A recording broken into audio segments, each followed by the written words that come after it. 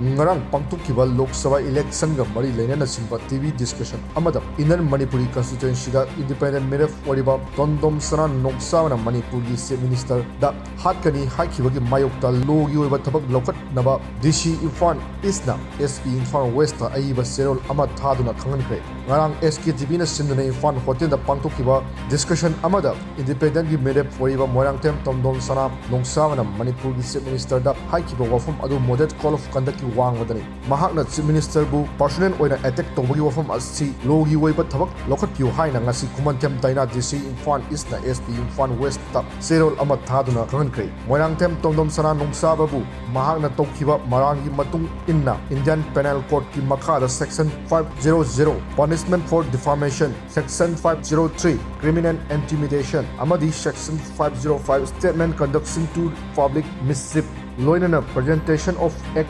1951 with section 125 promoting enmity between the classes in connection with election panduna lakliba April 5 fawagi manungda logi Oiba Thabak Loukhatnaba Khanghankhre